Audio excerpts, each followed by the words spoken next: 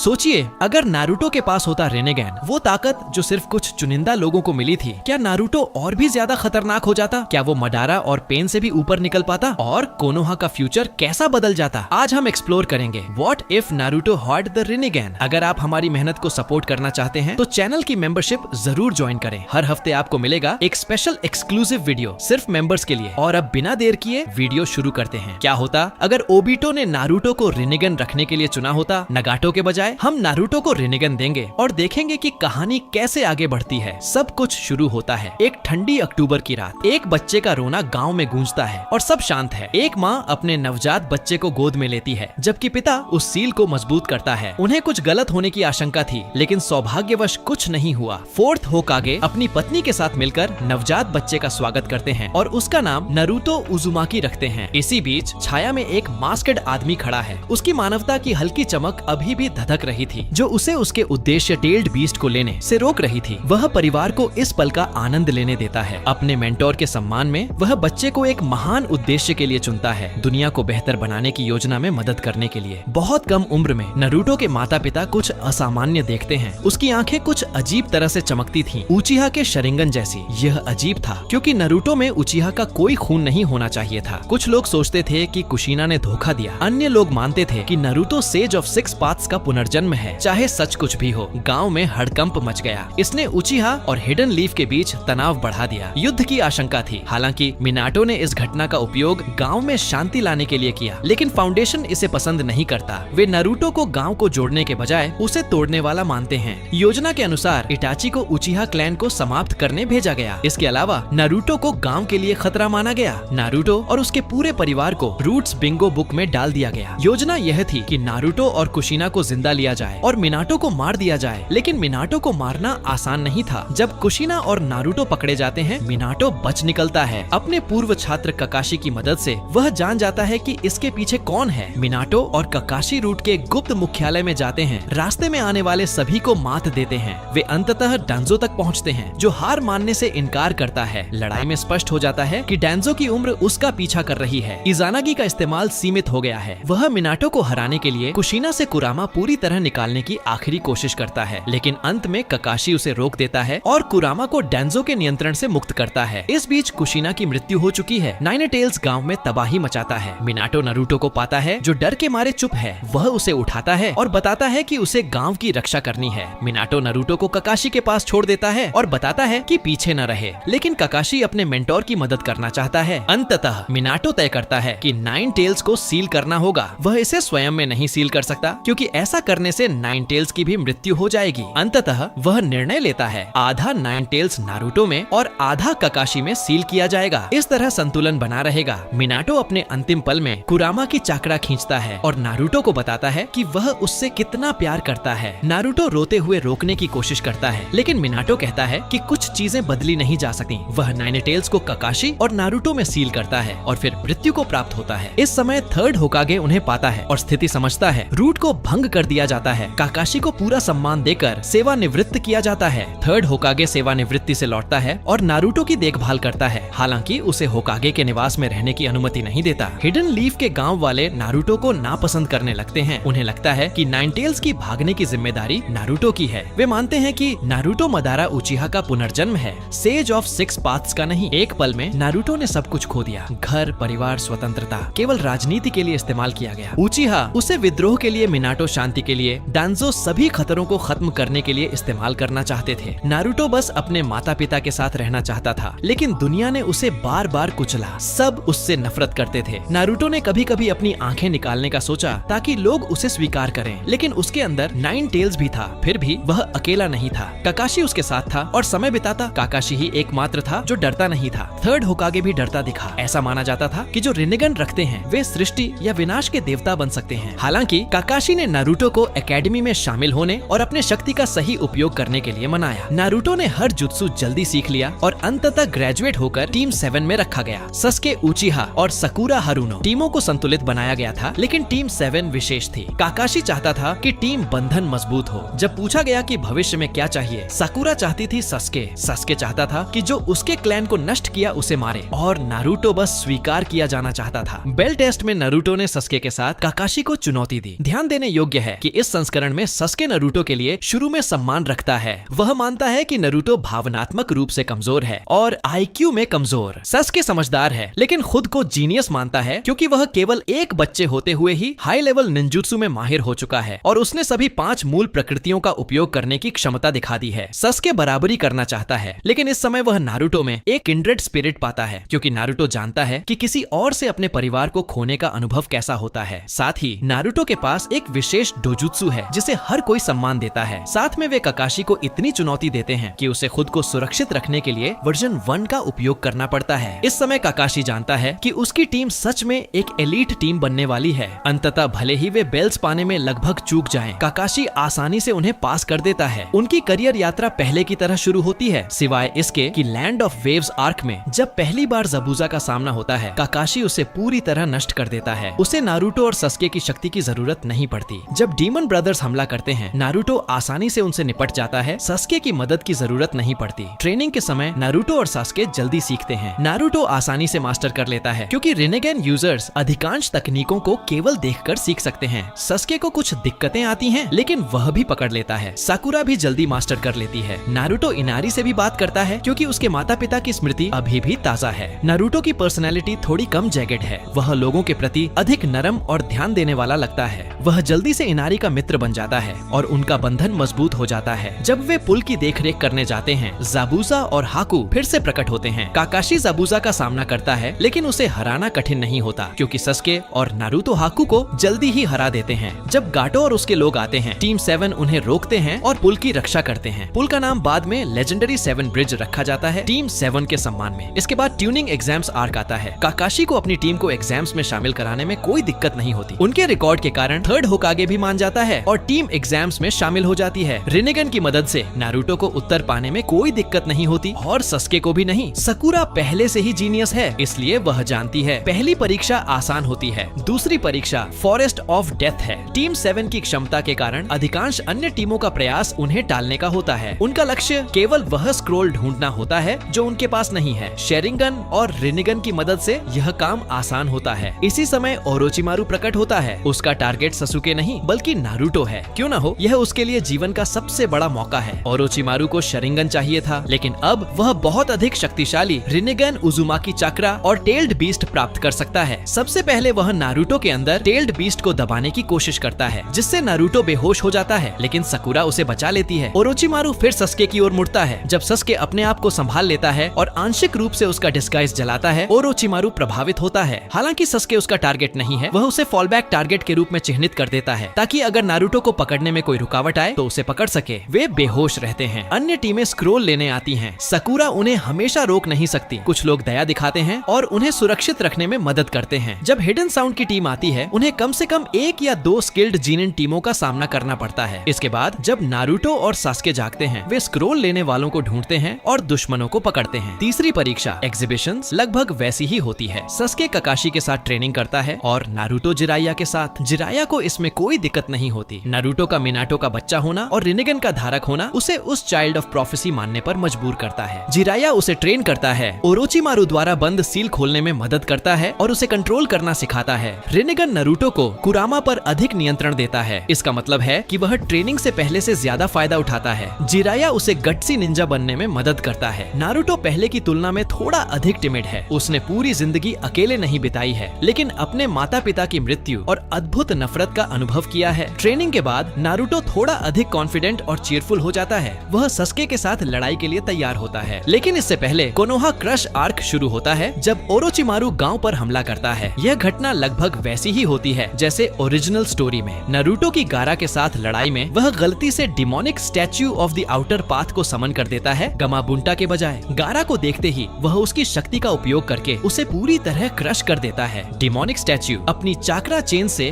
गारा से one tell निकाल देता है जिससे गारा की मृत्यु हो जाती है। नारुतो नियंत्रण वापस पाता है और सोचता है कि क्या हुआ। ओरोचिमारू ने थर्ड होकागे को मारने की कोशिश की लेकिन केवल उसके हाथों की फंक्शन खो जाने के बाद, जिससे वह भाग जाता है। बाकी कहानी ऑफिशियल स्टोरी के अनुसार ही जारी रहती है। अकत्सुकी सक्रिय होने लगती है। ओबिटो सस्के से मिलता है और रिवेंज के बदले सेवा का प्रस्ताव देता है। ओबिटो देखता है कि नारुतो अब 9 टेल्स, 1 टेल और demonic statue of the outer path का धारक है। उसे आसानी से डील नहीं किया जा सकता बिना रिनेगन यूजर के। आगे योजना काम नहीं करेगी। इसलिए ओबिटो मदारा के शब्द याद करता है और सस्के में वही प्रक्रिया अपनाने का प्लान करता है, होशिरामा की सेल्स इम्प्लांट करना और रिनेगन के उभरने का इंतजार करना। सस्के इससे सहमत हो जाता है, बशर्ते उसे काली ताची मिले। सस्के गांव छोड़ देता है, लेकिन इस बार साउंड 4 नहीं बल्कि अकात्सुकी के सदस्य जैसे डेदरा और हिडन उसे पकड़ने आते हैं। अगले कुछ वर्षों तक नारुतो और सस्के खुद को ट्रेन करते हैं। तब सस्के की आंखों में रिनेगन उभरती है जो मदारा से तेज होती है। यह ओबिटो के लिए एक ब्लेसिंग होती है। इस समय जिराया अमिगाकुरे भेजा जाता है यह जांचने के लिए कि अकात्सुकी का समूह कहाँ है। उसे पता चलता है कि अकात्सुकी अब नहीं है। हांजो द सलामेंडर ने सभी को मार डाला, नगाटो को यही को मारने के लिए मजबूर किया और फिर हांजो ने खुद कोनन और नगाटो को मारा। जिराया गुस्से में भर जाता है, वह त्सुनाडे को रिपोर्ट करता है, लेकिन सस्के को कौन ले गया यह रहस्य बना रहता है। सस्के का सामना इटाची से होता है। इटाची आश्चर्यचकित है कि सस्के के पास रिनेगन है। सस्के कहता है कि उसे अपने भाई जैसी आंखें चाहिए नहीं थी, उसने बस बेहतर आंखें चाहिए थी। जब इटाची मटारासु का उपयोग करता है सस्के टेलीपोर्ट कर जाता है। जब इटाची सुसानु का उपयोग करता है सस्के डिमोनिक स्टैच्यू का उपयोग करता है। सस्के हर तरह से इटाची को पछाड़ देता है और अंततः अपनी छोटी भाई के रूप में इटाची की जिंदगी समाप्त कर देता है। इसी समय लीफ में काकाशी एक मास्क्ड आदमी के सामने खड़ा होता है। छोटी स्कफल के बाद काकाशी हार जाता है। मास्क्ड आदमी अपना मास्क हटाकर खुद को ओबिटो बताता है। ओबिटो काकाशी से टेल्ड बीस्ट निकालता है और बर्थडे प्रेजेंट रिक्लेम करता है। मंगेक्यो शरिंगन वापस करता है। मास्क पहनकर वह चला जाता है। अकात्सुकी सस्के की गाइडेंस में टेल्ड बीस्ट्स को हंट करना जारी रखते हैं। इसके बाद दूसरी 5 कागे समिट बुलाई जाती है। 5 कागे समिट लैंड ऑफ आयरन में आयोजित होने वाली थी। त्सुनाडे और उनकी एड शिजुने को आमंत्रित किया गया। यहाँ यह तय किया गया कि अकात्सुकी एक वास्तविक खतरा है और उन्हें रोकने के लिए एक कोalition बनाई जाएगी। सस्के ने किलर बी से 8 टेल्स को वापस हासिल कर लिया या कम से कम उसका हिस्सा और डेमोनिक स्टैच्यू को समन किया। कोalition अंतिम लड़ाई के लिए आगे बढ़ती है जहाँ ओबिटो सस्के के साथ होता है। ओबिटो सस्के को धोखा देने और उसकी रिनेगन छीनने की कोशिश करता है और उसे मारना चाहता है, लेकिन सस्के यह सब पहले से जान चुका था और ओबिटो को काउंटर कर उसे नष्ट कर देता है। सस्के 10 टेल्स को अब्सॉर्ब कर 10 टेल्स जिंचुरिकी बन जाता है। नारुतो हालांकि केवल आधे 9 टेल्स का जिंचुरिकी है, डिफेंसलेस नहीं है। उसने जो कुछ भी सीखा है उसके साथ वह अभी भी रिनेगन का उपयोग कर सकता है, इसलिए उसके पास सेज ऑफ 6 पाथ्स जैसा चक्रा है क्योंकि उसके अंदर इंड्रा और asura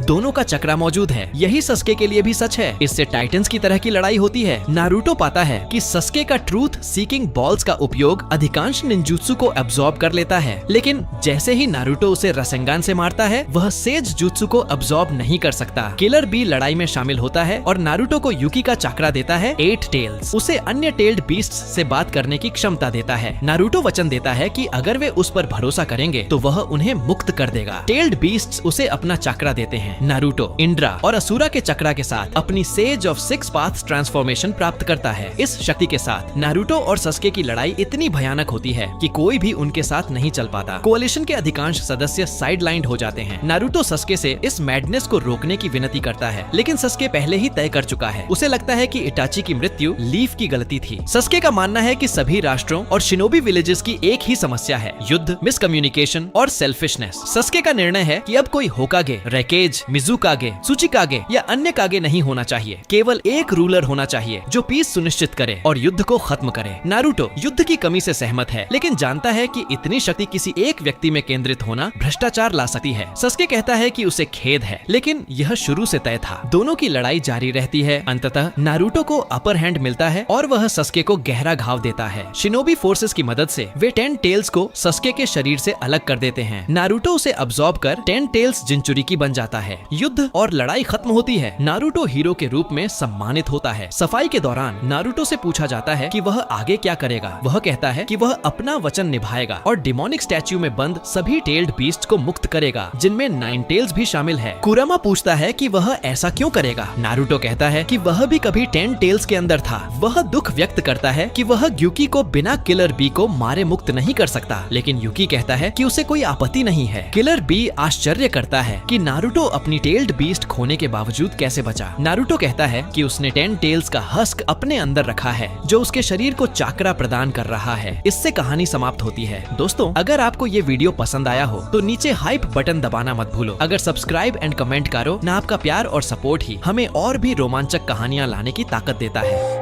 Everybody knows that I'm breaking down. Everybody knows I ain't faking now.